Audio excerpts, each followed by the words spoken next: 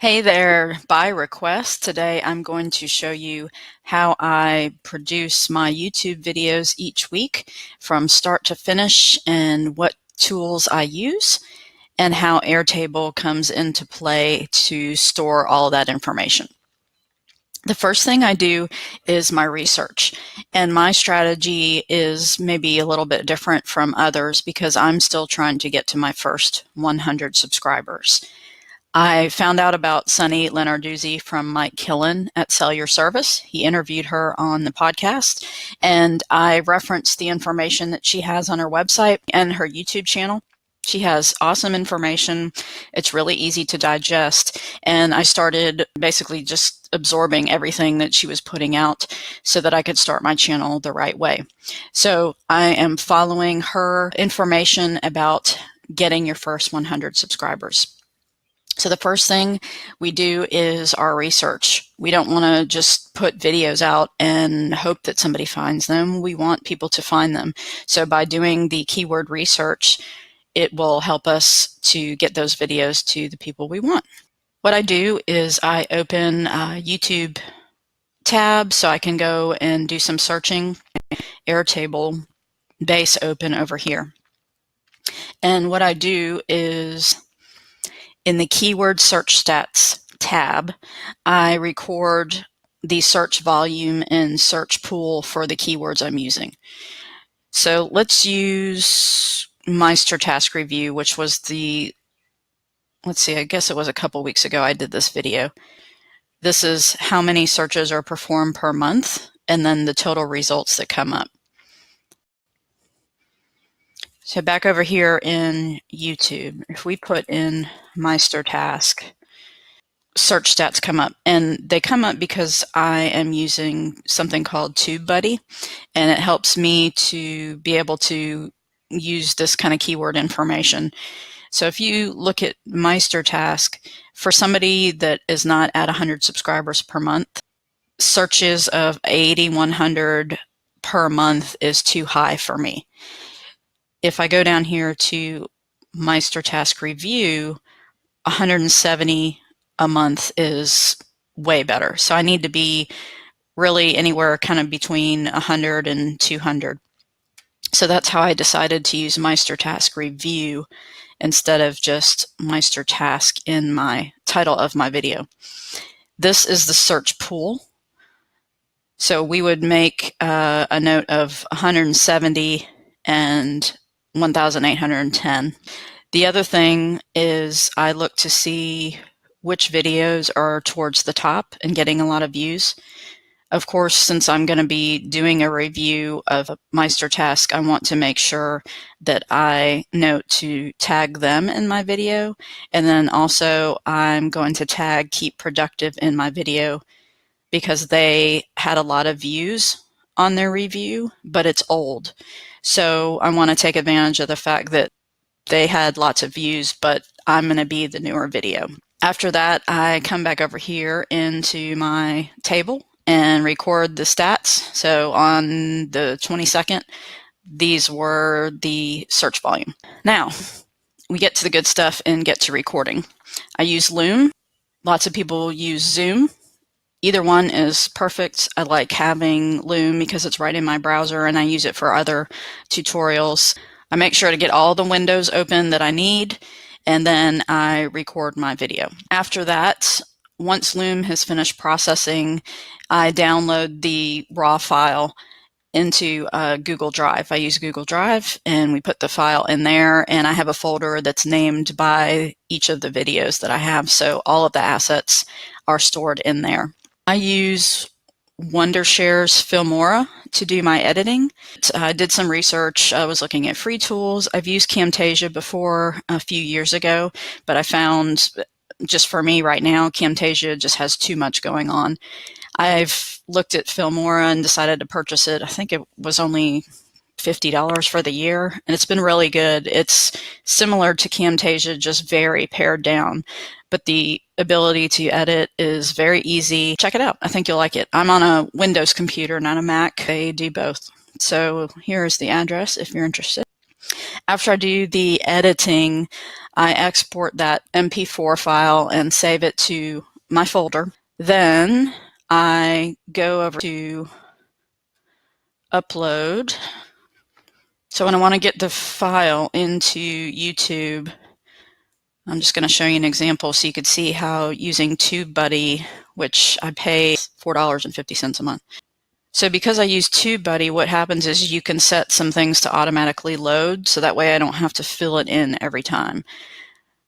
You can see here I've got my channel address, my Facebook page, and I've got my little tagline. So this helps me to remember what I need to put in here.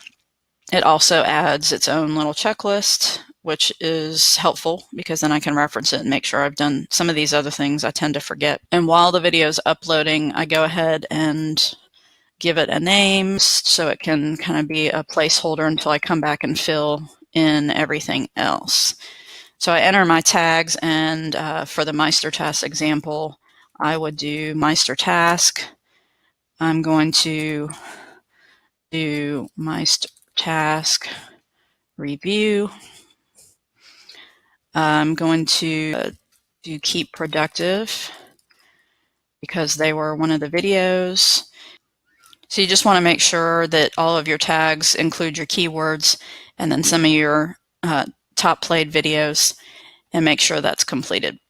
Once the video is loaded, I use rev.com to do the captions. The reason I go ahead and load the YouTube video in instead of uploading the file directly to Rev is because I can pull in my YouTube channel right into Rev and they can find it and then just push the captions right over to YouTube. So that saves me a step. So here what I do is it searches, and the latest video that I've done will show right here, and I can just check it off and order the captions. Now it will tell me when those captions are loaded and ready. I'll get an email notification. So what I do is go in and I download.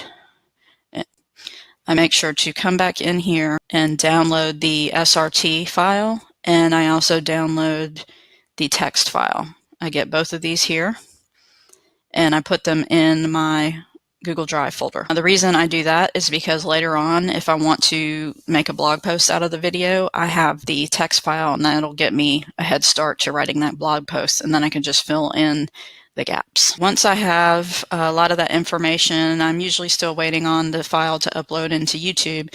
So I go ahead and start filling in this data.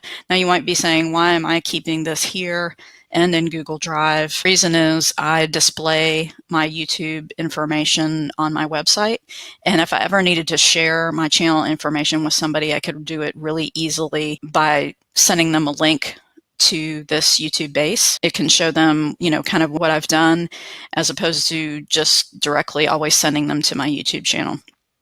So here you can see the Meister task example. I've got the keyword pulled in. This is all of the tags I ended up using.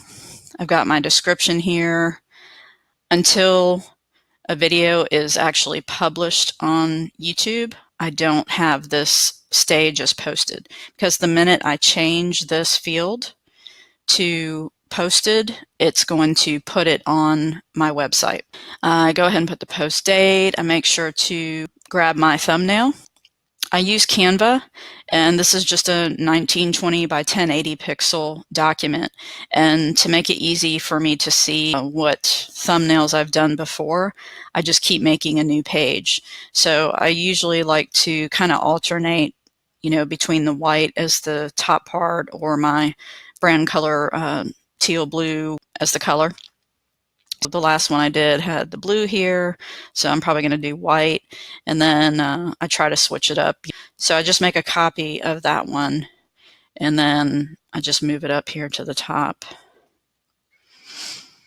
And then I just fill in the new details, put my heading on here, drop in a picture, and then when I go to download, I just do the first page, and then it just gives me that one. So it works for me. It's an easy way to kind of see what you've been doing, and it takes 2 seconds. So this will also be saved into my Drive folder. And then back over here, I make sure to upload it into my YouTube tracking table. So over here on my website, you could see that I have dropped in an embedded Airtable, and all my videos are right here, so anybody can click on them and the link's right there and it'll pop them over to my YouTube. Now, how is that done? I have a specific view in my Airtable, and it filters by once that stage is changed to posted, it will automatically appear in this view of my Airtable. So I use the embed. You just take this embed code and drop it in on your site, and it's already mobile ready. You can show or hide the controls here that are at the top for filtering and sorting. It's up to you, it doesn't really matter. But that's an easy way, and it automatically keeps everything up to date. Once this embed is in there on the website, I don't have to change anything. I just have to change my one field in Airtable and it's done. So it's a big time saver. I may have, a couple different places that I have this information, but it works for me. The last thing in my process is just to kind of fill out the details. I make sure that I've got my keywords, I've got my description filled in. Under advanced settings, the categories I use usually end up being a how-to or education. Make sure my recording date is filled in. I uncheck embedding because I don't want people embedding my videos without me knowing that they're there. After I get the video published, then it's just a matter of sharing it out on social media. On Facebook, my Facebook page, my personal page. Sometimes I post it on Twitter, but I'm mostly using it on Facebook at the moment. I hope that helps. I'm interested to see how other people do their process. And if you have any questions about my process, just let me know.